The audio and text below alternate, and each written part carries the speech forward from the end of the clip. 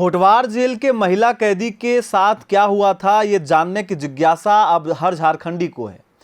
इसलिए नहीं कि इस मामले में एक जेल सुपरिटेंडेंट ने गलत किया है, इसलिए कि जेल के भीतर आखिरकार क्या चलता है।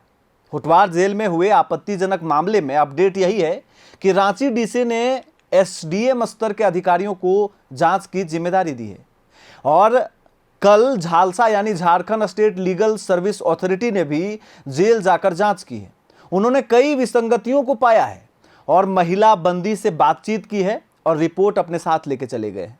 साथ ही उस जगह पर यानी कि होटवार जेल के भीतर हर कैदी वार्ड में कंप्लेंट बॉक्स लगाने के आदेश भी जारी किए गए हैं। यानी कि कंप्लेंट बॉक्स है ही नहीं, आखिरकार वो महिला करती कंप्लेन तो कहां करती। लेकिन इस बीच सबसे बड़ा सवाल ये है, जब ये खबर बाहर आई तो सोशल मीडिया में होड़ लग गया। लोग कई तरह के पोस्टर्स लगाए और बहुत कुछ चीजें लिखे। सरकार भी कहीं ना कहीं कटघरे में आ गई। लेकिन आज आपको बताएंगे कि महिला कैदी थी कौन, उस पर कौन से आरोप लगे थे और होटवार जेल के भीतर वो किस जुर्म की सजा काट रही थी।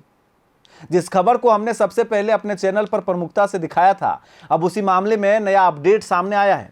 आपको पता होगा कि बाबूलाल मरांडी जो पूर्व के मुख्यमंत्री रहे हैं, उन्होंने हेमंत सोरेन को पत्र लिखा था और कहा था कि इस मामले में निष्पक्ष जांच की जाए और उन्होंने महिला बंदी के साथ जेल के भीतर गंभीर गलत काम हुआ था। इस मामले में कहा था कि अब जो है वो इस पूरे मामले की लिपापोती की जिम्मेदारी वहां के जो सीनियर अफसर हैं अपने कंधे पर ले लिए हैं, इसलिए इसमें सरकार को हस्तक्षेप करनी चाहिए। उसके बाद से जो उनके तरफ से थे यानी कि जेलर, जेल सुपरिटेंडेंट और जो होटवार जेल के तमाम अधिकारी हैं, प्रशासन के लोग हैं, उन्होंने कहा कि बाबूलाल मरांडी बेतुका बात कर रहे हैं।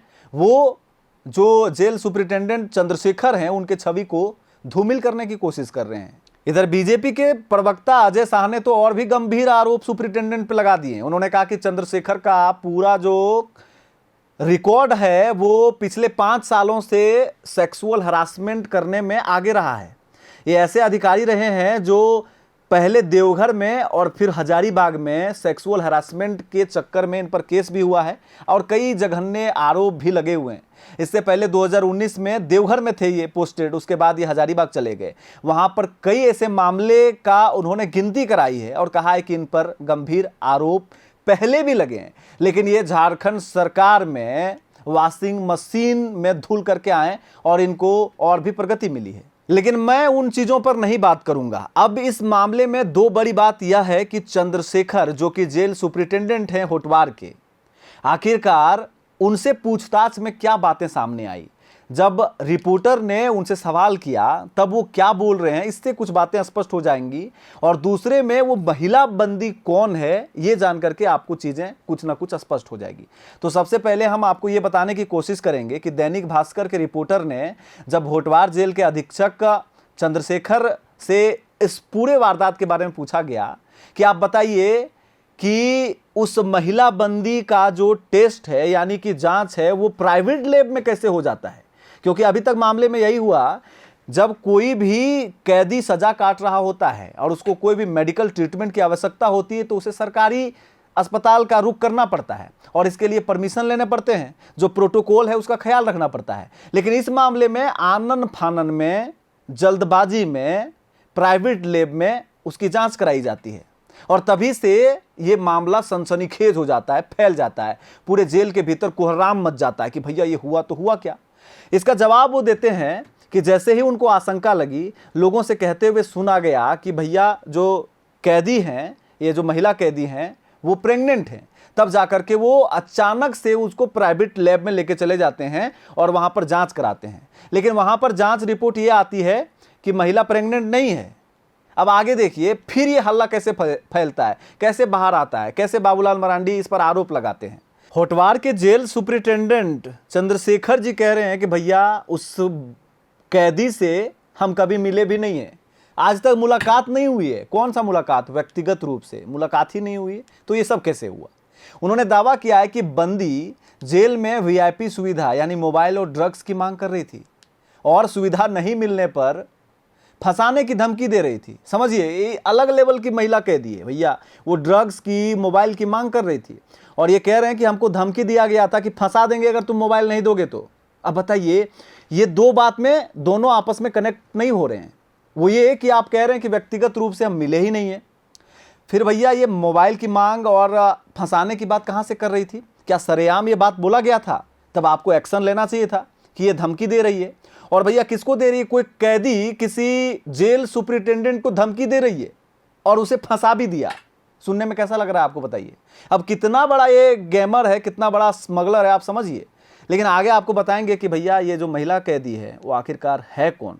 चंद्रशेखर ने यह भी कहा कि अगर ये सारी आरोप झूठे निकले, अगर सही साबित नहीं हुए, तो खबर फैलाने वालों पर मानहानि का केस दर्ज होगा। लेकिन ये खबर तो फैल चुकी है महोदय। इस खबर को लोगों ने देखा है, सोशल मीडिया पे पोस्ट किए जा रहे हैं। अब तो कहीं ना कहीं इस पर लीपापोती और इस पर सच्चाई है वो सामने लाने की ही ज़रूरत है, तभी सब कुछ चीज़ें सही हो पाएंगी। अब दूसरा बात ये है, दूसरा जो पहलू ये है, वो सवाल ये कि महिला बंदी का निजी लैब में टेस्ट क्यों करवाया गया था, ये भी कहीं ना कहीं संदेह पैदा करता है। रिपोर्टर ने पूछा कि भैया बताइए कि इतना ज़रूरी था, पता ही चल गया था, कुछ डाउट ही था, तो आप उसका किसी सरकारी अस्पताल में टेस्ट करवाते, आप सदर चले जाते, रिम्स चले जाते। कायदे से जो प्रोटोकॉल है वो ये कहता है कि पहले आपको ऐसे मामले में सिविल सर्जन का परमिशन लेना पड़ता है, उनको बताना पड़ता है। वो जब परमिशन देते हैं तब जाकर के उनका जांच आप करवा सकते हैं। लेकिन ऐसा कुछ नहीं हुआ, प्रोटोकॉल को यहाँ पर तोड़ा गया, इसीलिए तो संदेह बहुत पुख्ता हो गया। अब हम दूसरे पहलू पर आते हैं, जो शुरू में हमने कहा था कि बंदी है कौन। जानकारी के अनुसार महिला बंदी जो सजा काट रही है वो ब्राउन शुगर तस्करी मामले में सुखदेव नगर पुलिस स्टेशन में पकड़ा गई थी। यानी वो ब्राउन शुगर की तस्कर है, तस्करी करती है, एक ड्रग एडिक्ट है, जो 7 नवंबर 2025 को गिरफ्तार हुई थी, जिसके बाद उसे होटवार जेल भेज दिया गया था। जेल रिकॉर्ड के मुताबिक 28 अप्रैल को उसने पेट दर्द की शिकायत की, यानी कि 2025 में से वो यानी कि 2025 से वो सजा काट रही है।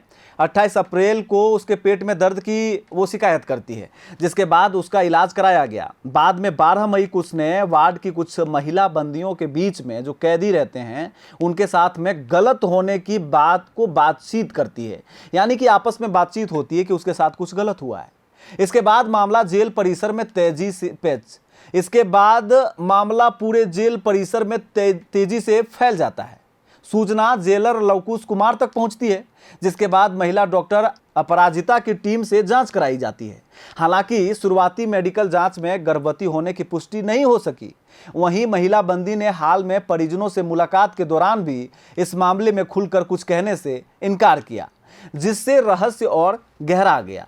ये थी पूरी कहानी कि किस प्रकार से महिला कैदी के साथ में ये वाकया किस तरीके से कह सकते हैं कि मैटर आउट हो गया, बाहर हो गया, और तब जाकर के धीरे धीरे ये बात जेल से बाहर आई और पहुंच गया विपक्षी दलों के पास। और उसके बाद बाबूलाल मरांडी जी ने एक लेटर लिखा और पूरा स्क्रिप्ट आपने पढ़ा। उसके बाद सोशल मीडिया में इसको कहानी तो बनाया ही गया।